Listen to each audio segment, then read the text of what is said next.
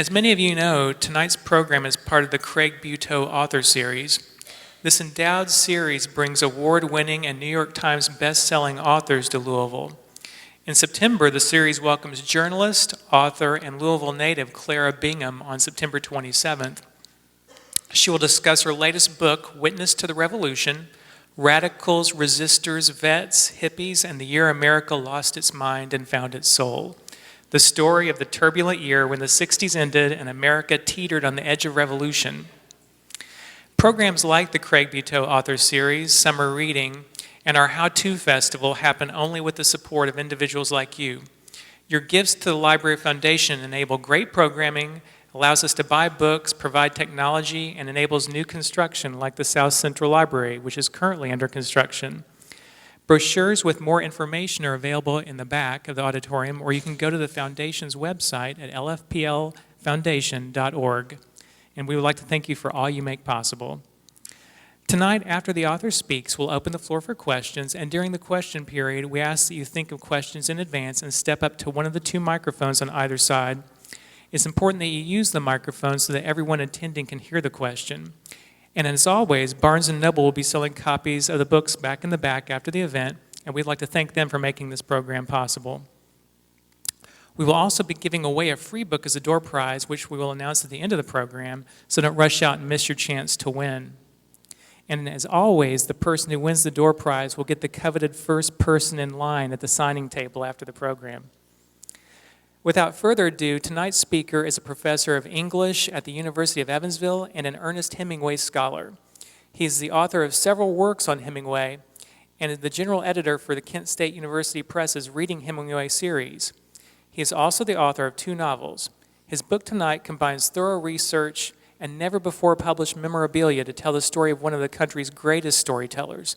Please join me in welcoming Mark Cirino. Thanks, Jim. I appreciate it. Thank you.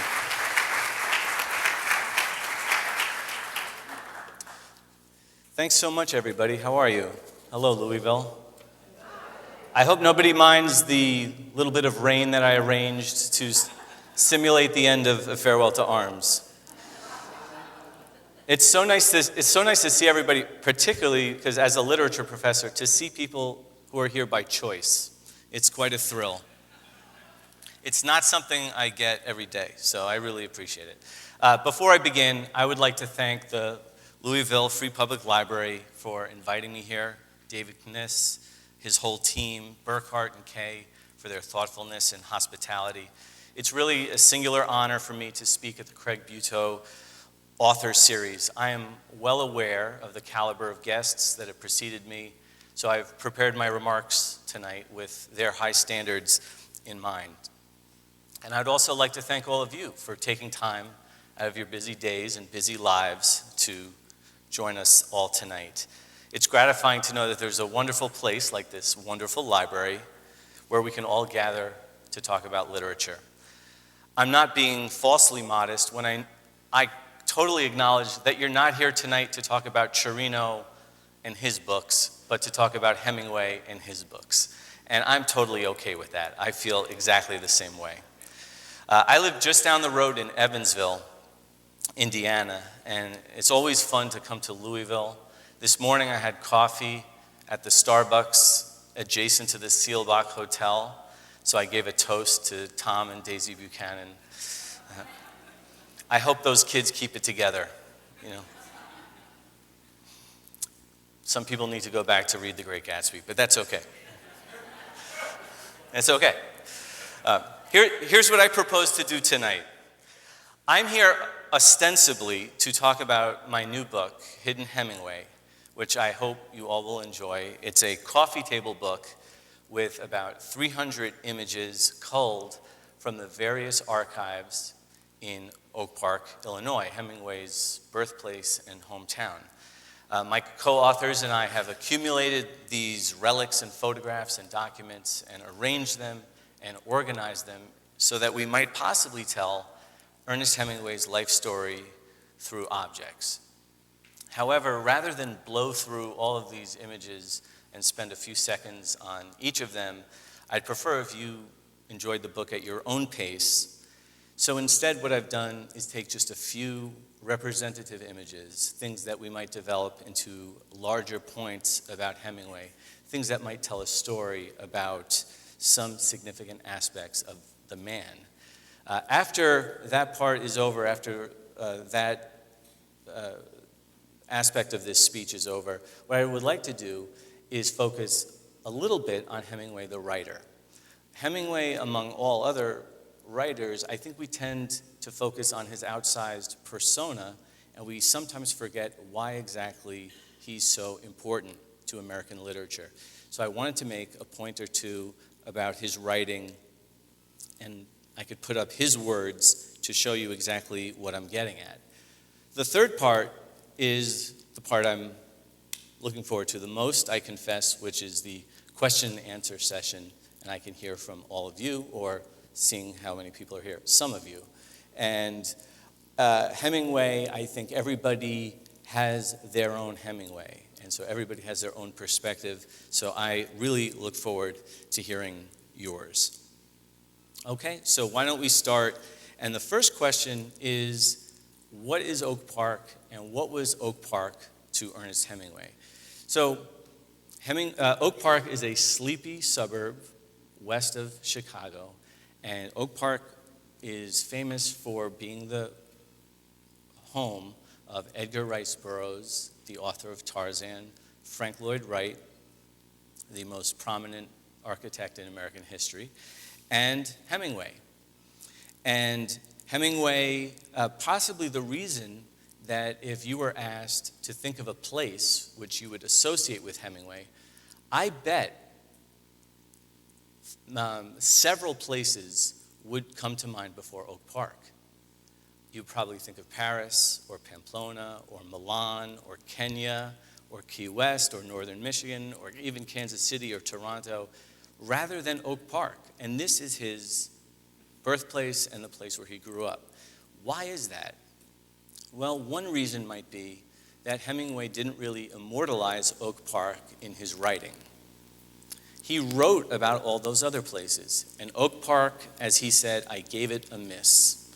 He didn't capture any aspect of Oak Park in novels or short stories that you would read about. He traveled the world and ended up writing about those places. We always think about Hemingway as the quintessential American novelist, but The Sun Also Rises takes place in France and Spain. A Farewell to Arms takes place in Italy and Switzerland. For Whom the Bell Tolls takes place in Spain. The Old Man and the Sea takes place in Cuba. None of this stuff that we've read takes place in America, and certainly not in Oak Park.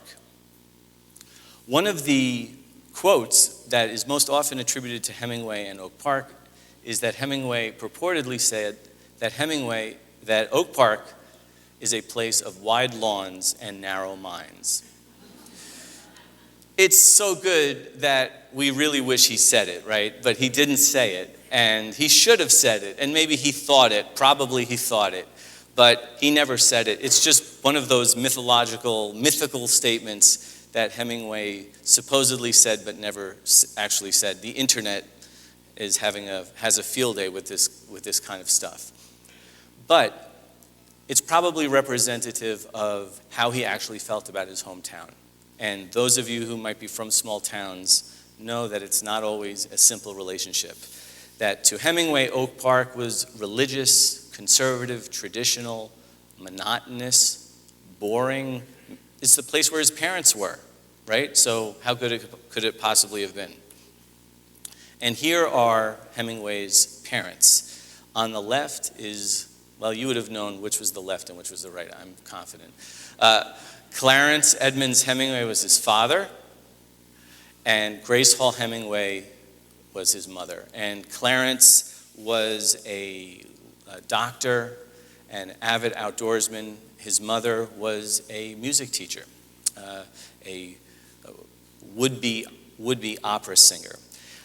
The Cambridge University Press, just recently, in fact, as we speak, they're churning out the complete letters of Ernest Hemingway, which means that every letter that Hemingway ever wrote, and I think it's like 6,000 or 7,000, coming out in 17 volumes. And we're about up to We've done 3, and we're waiting for the 4th volume. If there's one, I think we're about up to 1929. And if there's one thing that emerges, even when Hemingway became a successful writer, and I mean an internationally successful writer like The Sun Also Rises in 1926, his letters home still sought his mother's approval. He still sought affirmation from his parents.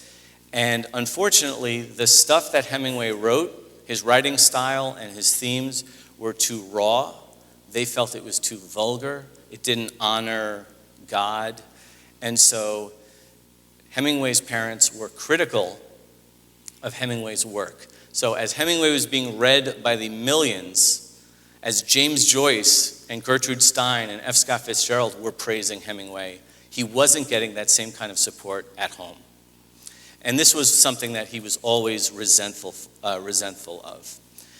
Hemingway's father committed suicide in December 1928, and Hemingway carried a lifelong resentment of 2 things. Of many things, but 2 things that I'll talk about in particular. One, that his mother drove him to suicide because she was domineering. And the second was blaming his father that he would succumb to his wife, that he never stood up to his wife. So this suicide happened in 1928, and it took until For Whom the Bell Tolls in 1940 for Hemingway to exorcise this crisis in his fiction. And there's a wonderful paragraph where Robert Jordan speculates and tries to characterize what it was like to grow up. And it's a wonderful encapsulation of his parents. A nice object from the book is what it came to be known as the Honeymoon Owls. When his parents went on a honeymoon, they were staying in a cabin, and they found it very hard to get any sleep because there were hooting owls outside the cabin. Hemingway's dad took care of that, right? I'm just happy it wasn't like kids Christmas caroling, because, that would have been grisly, So, but he killed the owls, and they had them stuffed and became part of the lore. They kept them forever. It reminds me of that magnificent moment in The Sun Also Rises where Bill Gordon says, "The road to hell is paved with unbought stuffed dogs." I'm giving you reading assignments for the week. So the sun Also Rises is one of them. You'll get the joke when you read it.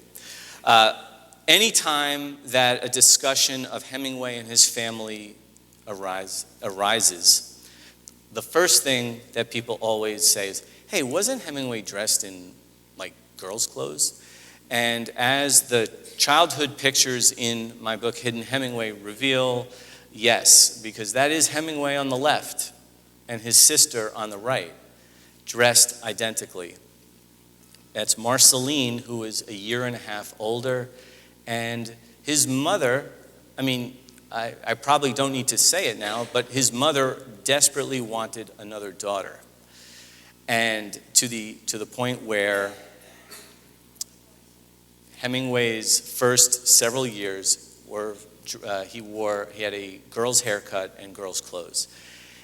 It was also to the point where Marceline was held back in kindergarten so that they could enter school together and be twin girls together. Now, there's a raging debate, in fact. Get any 2 Hemingway fans or scholars together, and they'll debate whether this is a quaint Victorian tradition or whether this was a traumatic decision on Hemingway's mother's part for which he overcompensated for the rest of his life. Why did Hemingway live such an outsized masculine life? Well, it must be to compensate for these pictures such as this. We see, I don't know really how to weigh in on this debate. All I can tell you is that when you look at the pictures, it is jarring. If you are interested in this aspect of Hemingway's life, I would urge you to read a posthumous novel called The Garden of Eden. And The Garden of Eden does show that Hemingway, and this book came out in 1986, so 25 years after Hemingway died. And this book does show that Hemingway had a lifelong interest in gender fluidity. Now, whether it's attributable to this, that is above my pay scale. I have absolutely no idea. But the pictures do speak for them, do speak for themselves. One of the best revelations in doing a book like this is that Hemingway saved everything. He was a pack rat. Perhaps more critical people would call him a hoarder. So you can go through Hemingway's materials and literally see childhood assignments. My name is Ernest Miller Hemingway. And he talks about his favorite authors, right? His favorite author is Kipling. And at the bottom, we get a very prescient remark. He says, "I want to travel and write." Well, that was a pretty good prediction. He didn't waver very much from that. Hemingway was also encouraged by his father, the doctor, to keep meticulous records. And so when he received money, you'll see that on the left is the incoming money. He got a 14-cent allowance. And on the left is the stuff that went out. I think the first entry on the paid out column, paid to high school for broken glass. There's a story behind that, but I don't know if it ever. Money paid Marceline, paid for bananas. If you're going to break all that glass, you got to keep your potassium level up. So we do see the meticulous, and again, I'm thinking of something like The Sun Also Rises, where apropos of nothing, there's a scene where Jake Barnes is balancing his checkbook. Why is he balancing his checkbook? It shows how meticulous he is, right? He's thinking of facts. He's trying to keep everything organized. That helps his psyche. And we see that Hemingway had those habits bred in him quite early. One of the really poignant moments of this book, Hidden Hemingway, is that we reproduce the Dear John letter that the nurse that Hemingway fell in love with during World War I wrote to him. Her name was Agnes von Kurowski. They had either a love affair or some sort of relationship, and Hemingway returned in 1919, and she wrote him this letter, breaking up with him. Now, it's always painful to be broken up with, but in this fashion, it must have been particularly excruciating. Ernie, dear boy. Remember, he was 19 years old and was just still nursing wounds from World War I. Ernie, dear boy, so kid. So not only to be broken up with, but to be condescended to while you're being broken up. That's always a little bit painful. Actually, that's what it turned out. Agnes von Kurowski was older, and the age difference was something that she was not able to reconcile. There was something a little bit different. You might read a short story like A Very Short Story to see how Hemingway exploited this in terms of fiction. Going along with this era, I think my favorite picture in the whole book is this one. I don't think it's ever been previously published. It's from probably 1919. And what you see is Hemingway back in the United States wearing Italian military garb, holding a pistol that he was not permitted to carry. And so what you get is a perfect confluence of Hemingway, who really did have a mature, real-life, dangerous, life-threatening experience, something that none of us would want to go through. But at the same time, he's playing soldier. He's still a kid. It still is Ernie, dear boy. And this picture, not only is it striking, but it's always a reminder of what a complex person that we're dealing with, right? There's always, if not just two sides, many sides to Hemingway. As I said, he kept everything, including disgusting looking dental x-rays. If anybody in this room has a dental x-ray from 30 years ago, you're going to love this book because you have the same tendencies as Ernest Hemingway. Not only is it weird that he would save this as a keepsake, but I just think the picture's disgusting. It's like, I don't know, maybe my next project will be like, did Hemingway floss? When was floss introduced? I don't know, nobody, okay.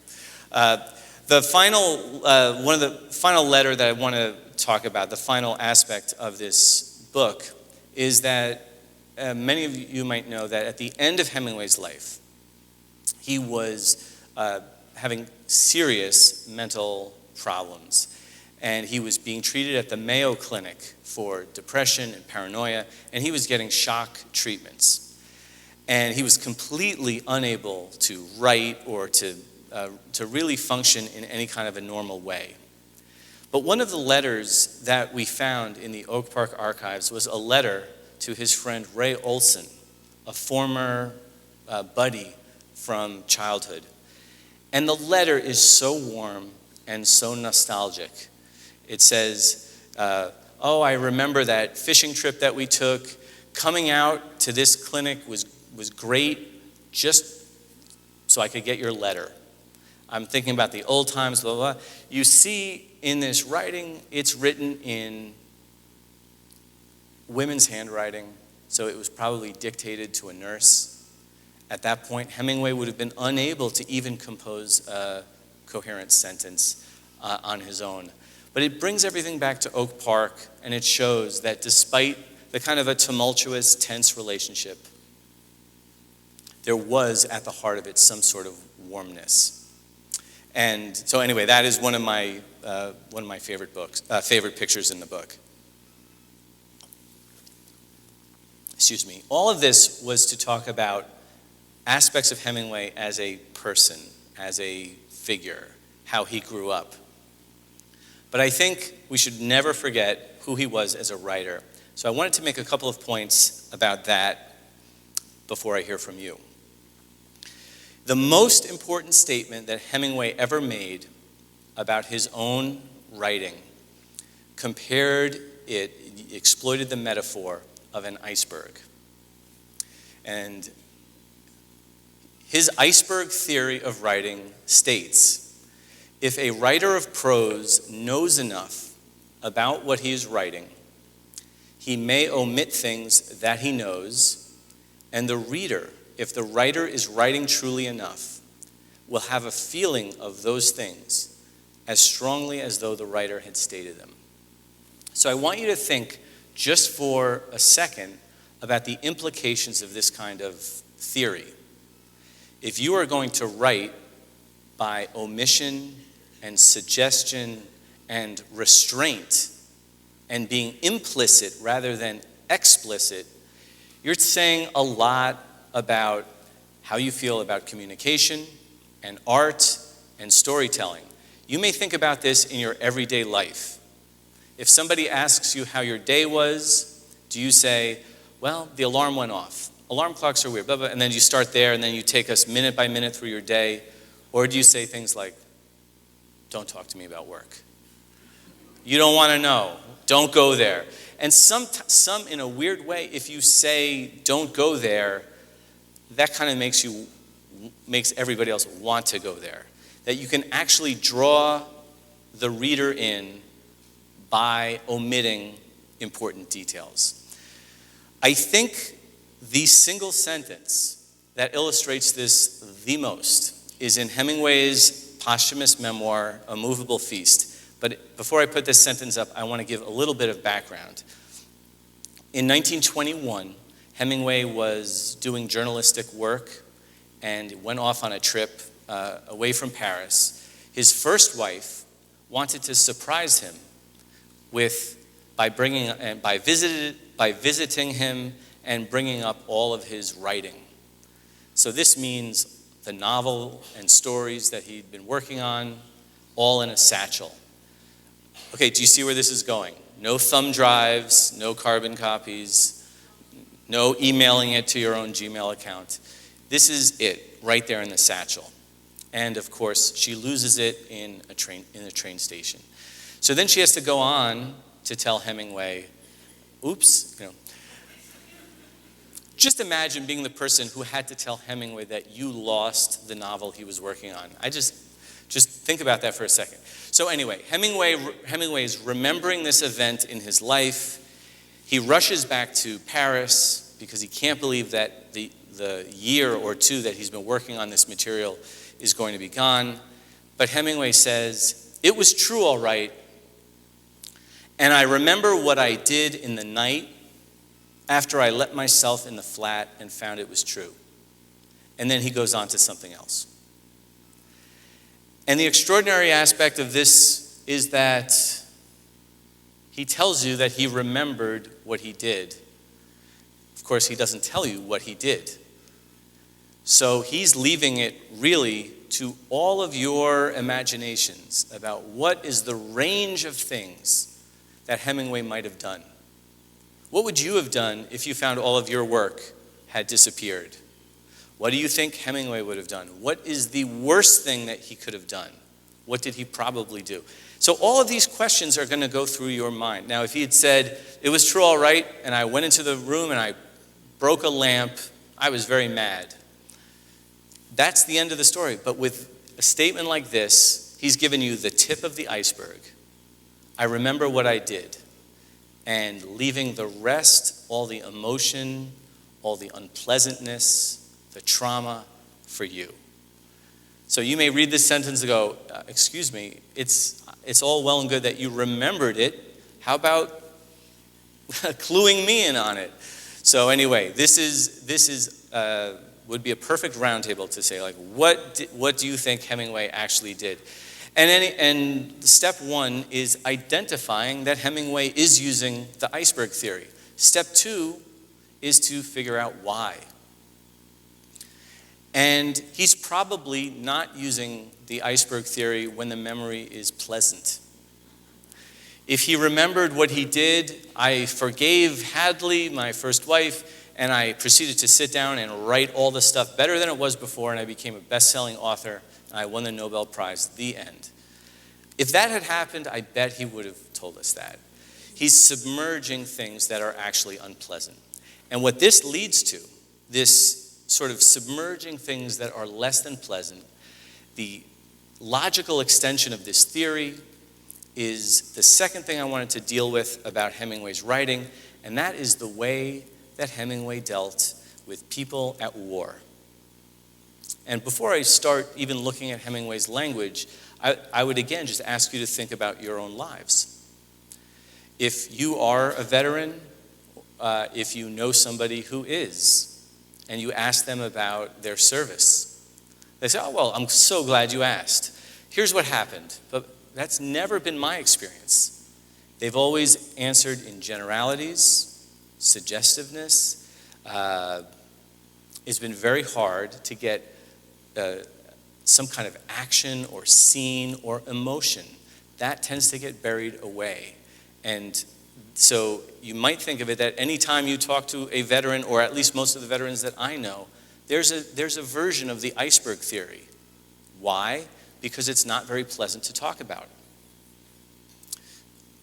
So Hemingway goes to World War I as a volunteer ambulance driver. He's wounded on July 8th, 1918. About 6 weeks later, he writes his parents. This letter is one of the most important letters Hemingway ever wrote, and it's probably one of the most important letters in understanding the way that modern American literature treated war.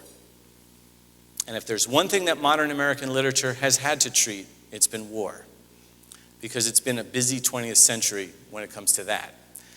But Hemingway's writing a letter to his parents, and then he says, when there is a direct hit, your pals get spattered all over you. And I want you to imagine being a young man convalescing in a Milan hospital and using that word. I think most people might try to set their parents at ease, But to say spattered seems to be a particularly vivid word that's not necessarily appropriate for a letter home to mom and dad.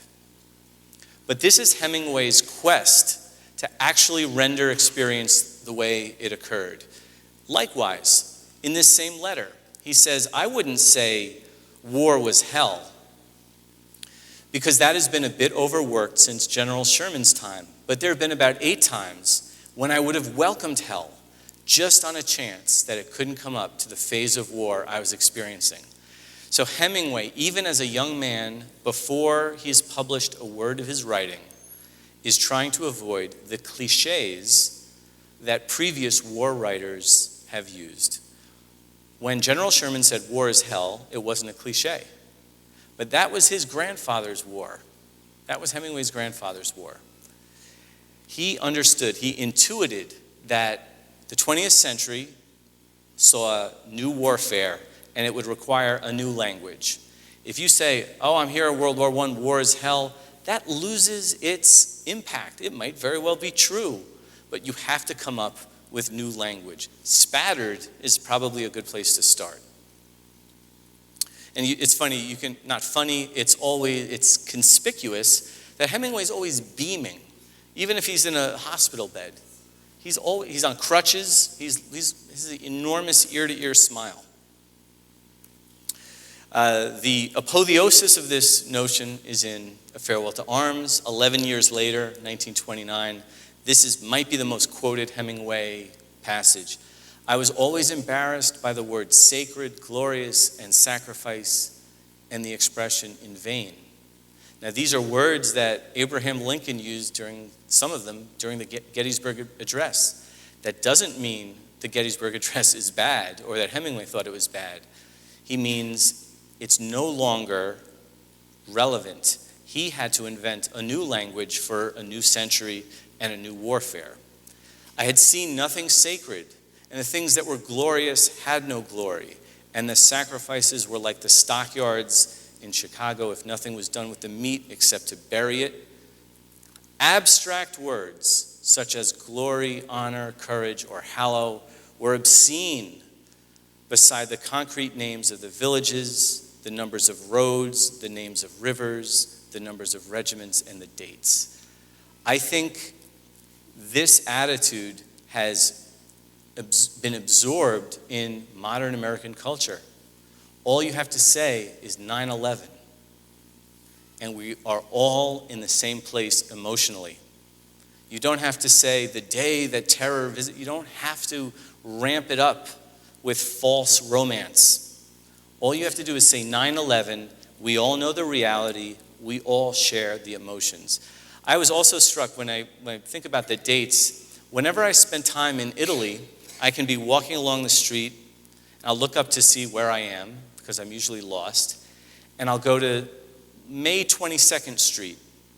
I'll say, that's kind of an odd name, and I'll ask a local person, why is this called May 22nd Street? And invariably, the people in that community know that there was a famous battle, or they lost a lot of soldiers, or there was a great military victory, and these streets are to honor those soldiers. But all they have to do is put the dates, and the people who know it understand it.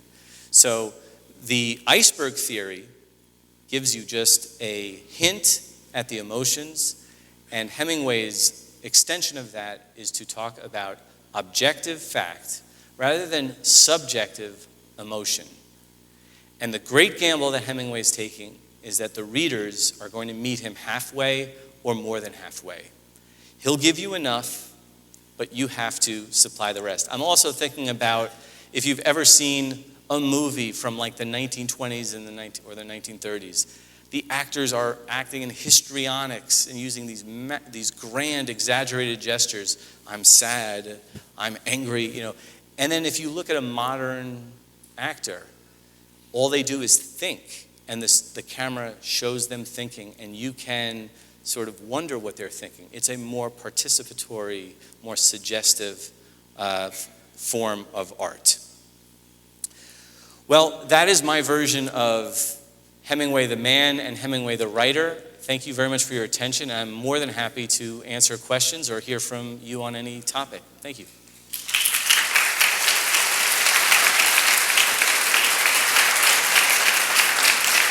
Thanks.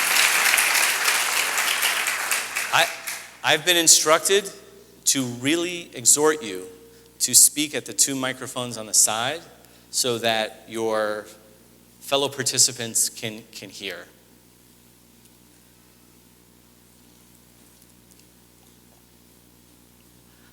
The book was brilliant. I thought it was a coffee table book, but the narrative was really insightful. I know it's speculation on your part and anybody in the room that reads it, but because of what his mother did to him, keeping his sister back in school, lying to everyone about how they were twins, dressing him as a girl for years. And then he was in the machismo, Bam Bam, the 4 wives, the women waiting in the wings in between. It was like he had to have a woman. So do you personally, if you're willing to say, do you feel like that this totally ruled his persona or his psyche as far as the fact that was he capable of loving and appreciating women, or did he despise them secretly like he did his mother? Okay, I appreciate that question. The question was, what was the real impact of this being dressed as a girl? What was the ultimate effect for the rest of his life? And I appreciate that the question acknowledged that I didn't take a class on that in graduate school when I was studying literature. As you acknowledged, I don't know. I don't think that his subsequent adult relationships with women can all be brought back to being dressed up as a girl when he was a child. To me, it seems unusual when I look at the pictures. It seems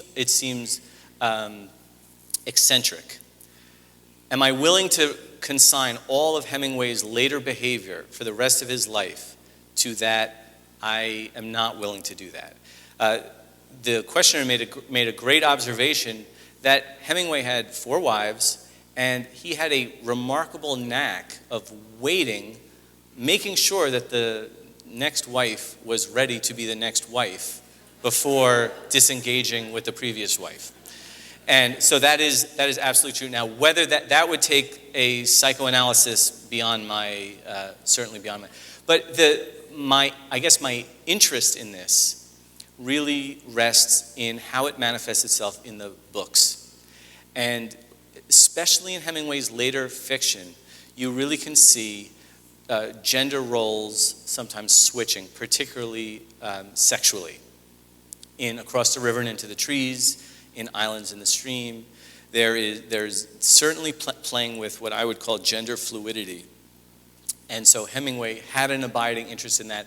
I just personally don't know enough to say it's X equals Y.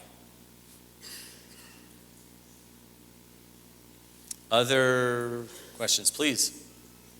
A few months ago, I had the privilege to visit Finca Vigía in Cuba, and I'm sure you've been there. There's a guest house just to the right of the driveway, and we were told that this building had been locked since the 1960s and only recently had been opened to be explored, and that there is supposedly a trove of original Hemingway material there. Is that true? Obviously, we weren't allowed to see it. This is just something we were told. Yes. And I just wonder if you know anything about that. Yeah, well, the question was about the Finca Vigía in Cuba, which the only thing that the questioner got wrong was assuming that I've been there. I have not been there. I've loved to go there. That's, for me, the final frontier of Hemingway studies, to go to Cuba.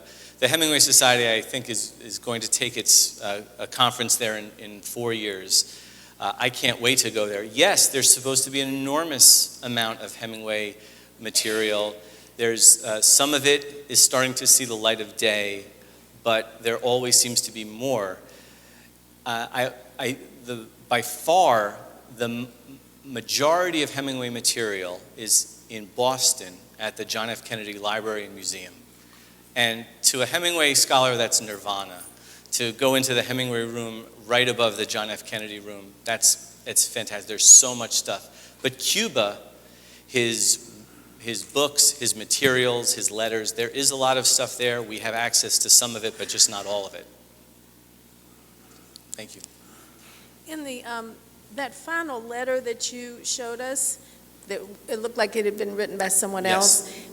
The signature was different. Do you think that was that his actual signature? It said "Best Wishes" or something. It said "Best wishes, Ernie." Yeah. And yes, I think that's his. I think he wrote. You think he did sign that? "Best always, Ernie." Okay. Yeah. And also, one more quick one. Are you familiar with the recent story of Hunter Thompson? Okay. Yes. No, you can tell it. No, you tell it. Hunter S. Thompson was visiting Hemingway in Idaho and stole antlers off of the wall from the Hemingway house, and then just returned it 40 years later. So that great mystery was solved. I do want to make one quick. I definitely want to field your question, but this question about this letter at this late phase of Hemingway's life. At the JFK Library, there's an extraordinary document that contains the drafts of the letters that Hemingway made in response to Kennedy, who had invited him to the inauguration. So the inauguration would have been January 1961, and Hemingway's many drafts are painstakingly trying to acknowledge the invitation, and the ultimate thing that has been made public that we know is like 3 sentences of a warm support, but obviously he couldn't make it. And that letter, that response to Kennedy, always is the best example to me of a deteriorating mind in the early 60s. Please. Hi, I've just recently seen 2 movies, Max Perkins' Genius, Yes, Genius. also Ernest Hemingway, Life in Cuba, Yeah. and have read the book Everybody Behaving Badly. Right. And now I'm going to read your book. What is the resurgence of this interest in Hemingway yet again? I don't know, but I'm not complaining. That is, I think Hemingway fell out of favor. There was some period, probably in the 70s, when there seemed to be a bit of Hemingway fatigue. But I think Hemingway is always, to me, Hemingway is timeless. And so you always see movies. There's the movie Hemingway and Gellhorn. I think Midnight in Paris, has everybody seen Midnight in Paris? It reminded everybody just what a, kind of, it was a caricature of Hemingway, but it reminded everybody what a character Hemingway was. One of the most common questions my students ask me is, hey, I just saw Midnight in Paris. Is that the way Hemingway really spoke? I was like, how do I know? I wasn't in... Was I in Paris in the 1920s? I have absolutely no idea. No. So and I think there's more to come. They are going to dramatize the last undramatized Hemingway novel, Across the River and Into the Trees. So I think there's more to come. Great. By the way, I'm from Evansville. I hope you're enjoying living in Evansville. Yes, that's what it says in my notes. I am, yeah. No. No. Go Aces. I love Evansville. I'm joking, yeah. Sir, please. I'm sort of, I don't know quite how to ask this question, because there's in one of your quotes, in some of your material, you referenced a sad science. I believe it was from Geography of Memory, or Across the Field, and up where you itemized. Yes. But when we're here to honor Hemingway in all of us. Yes. If you get into the science of mental health care, it's really a catastrophe. And to understand the story of electric shock. Yes.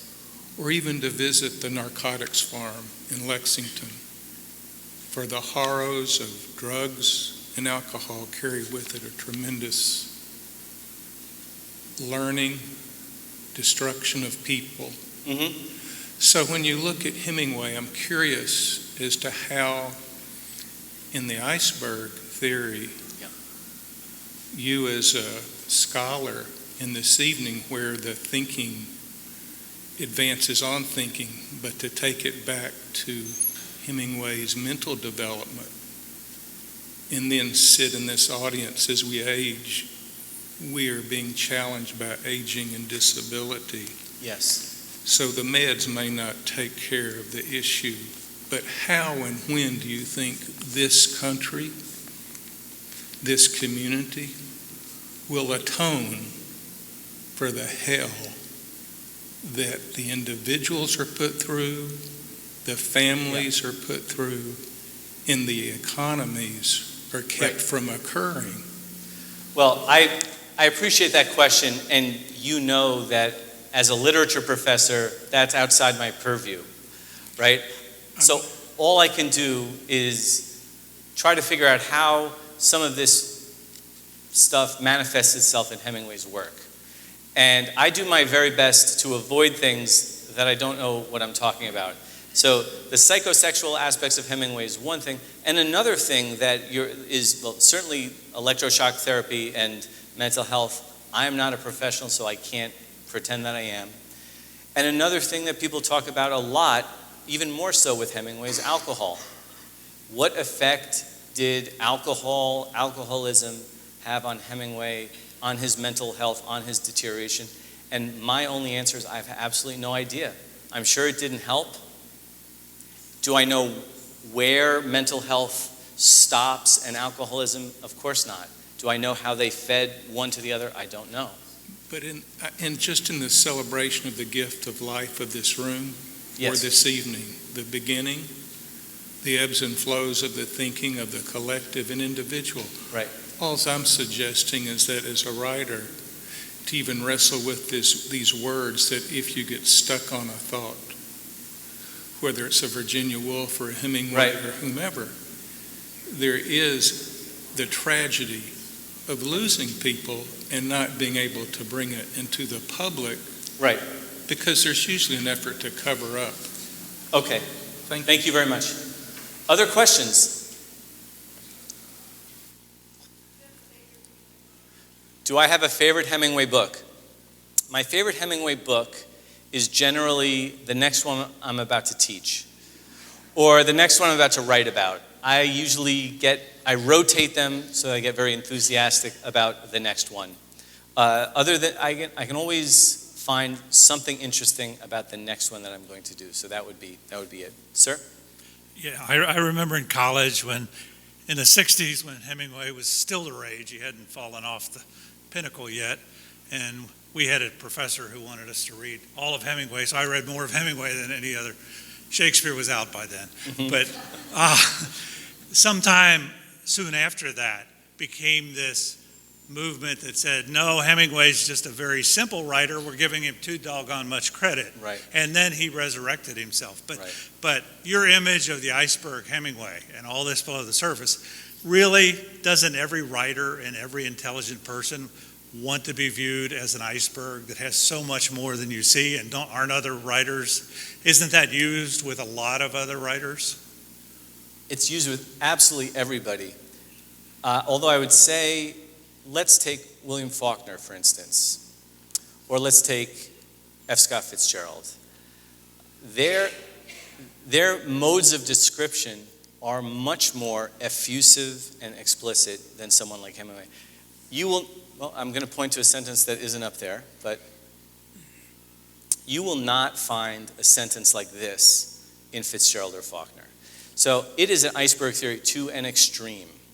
Now, it is an iceberg theory as a credo, as an aesthetic ethic. This is how I want to create and express myself. Now, I will acknowledge exactly what you said, which is that not only does every writer use suggestion and implication, every human being does, right? We can't always express. I know one person who does, but besides that person,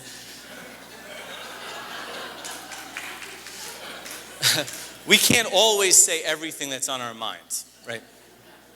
But Hemingway made a career out of it. That's what I'm saying. Please.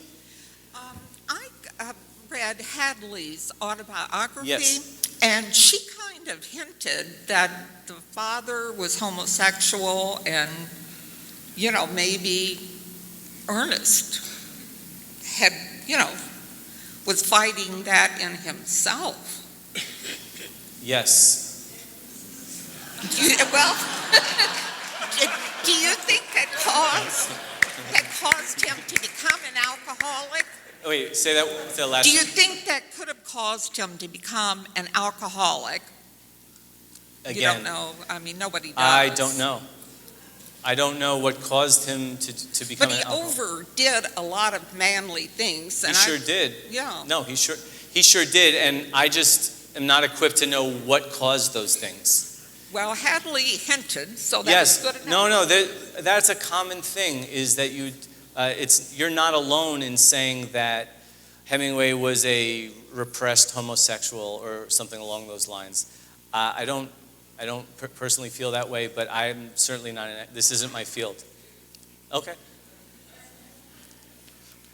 I think that Hills Like Elephants is probably the finest example of the iceberg theory in Hemingway's writings. But isn't this also, and by the way, I'd never heard that theory before, and I love that. But is that one of the things that drove Fitzgerald crazy about Hemingway? What was the main conflict that he had with Hemingway? Well, I think there were many conflicts that Hemingway and F. Scott Fitzgerald. What was the conflict that F. Scott Fitzgerald and Hemingway had? There were many. The first thing to know about Hemingway is that if you were mean to him, he was mean back. If you were nice to him, he was way meaner to you. I think we probably all know people like this, is that they can't stand owing you something, or that if you've done them a favor, if you've helped them. And Hemingway, because of F. Scott Fitzgerald, Hemingway's novel, The Sun Also Rises, was accepted sight unseen by Scribner. Because of F. Scott Fitzgerald, he edited out the first 2,000 or 3,000 words of garbage that began The Sun Also Rises before it became The Sun Also Rises that we know about. These are edits that are demonstrable in the evidence that is there, although Hemingway later denied that Fitzgerald ever did this to him. And Hemingway repaid these kindnesses by lampooning, basically kicking Scott when he was down. The 1930s for Fitzgerald, you talk about alcoholism, Fitzgerald in the 1930s, he was down. And Hemingway would always patronize him. In the original version of The Snows of Kilimanjaro, he talks about Hemingway writes about poor Scott Fitzgerald. It's a very condescending thing to do to a former friend. And then, of course, Fitzgerald made the huge mistake of dying before Hemingway, which gave Hemingway the last word in A Moveable Feast, where he talked about basically that Fitzgerald couldn't handle alcohol, that his wife was like a hawk who tried to prevent Fitzgerald from doing any work, and that Fitzgerald had anxiety about how small his penis was. So that's pretty much the trifecta right there. Sure. Do you have a favorite Hemingway novel? And if so, why? Could you repeat that? Favorite Hemingway novel? Favorite Hemingway novel? I don't have a favorite Hemingway novel. The one I just spent the most time with was Across the River and Into the Trees, which I think consensus is that it's his worst novel. So that may explain a lot about my mindset in the last few years, but I root for the underdog. So I like things like Islands in the Stream and Across the River and Into the Trees and To Have and I'm Not, just because it's easy to like the masterpieces, right? Do you have a favorite Hemingway novel? Farewell to Arms. Yeah, that's a good one. Have you read any of the, I've heard that he wrote several endings for that before he settled on the one he Yes. did. There's an edition of A Farewell to Arms that they just put out a couple of years ago called the Hemingway Library edition of A Farewell to Arms, and that has all of the false endings. Yeah. I think 39 endings that Hemingway tried. And so a subsequent interviewer, George Plimpton, said, "What took you so long?" And he said, "Getting the words right." Yeah. So, Thank you. thanks. Please. Yes, I was wondering, since you studied him so much, do you feel his life was bigger than his novels, or that his novels outdid his life? Well, that's a very interesting question. Do I feel that Hemingway's novels or writing is bigger than his life, or is it vice versa? I am in a bit of an interesting situation that might be different from some of you. I wasn't born during Hemingway's lifetime, so that maybe some of you remember when Hemingway died in 1961. Perhaps some of you remember reading The Old Man and the Sea when it came out. And I never had that experience. So when I became introduced to Hemingway, it was really through his books. It was through the words. And I found out subsequently about his outsized personality. So for me, it's always about the words on the page. And it's less about this stuff that tends to drown out how great of an artist he is. Which is why, even in this, the book Hidden Hemingway is really about his childhood and about his life and his adventures. And that's why tonight I really also want to pay tribute to his style, his technique, and his contributions to American literature. I would also say, I just want to make a quick addendum to that, is that of all people to like Hemingway, I don't really drink alcohol, I don't bullfight, I think bullfights are deplorable. I've never been to war, not a womanizer, all these things. I'm not a brawler, believe it or not. It would just seem that everything, all the habits that Hemingway stood for are antithetical to my existence, yet it's the words on the page. Are we past time or about time? Is there one more question, or are we all? Thank you very much. I appreciate it very much.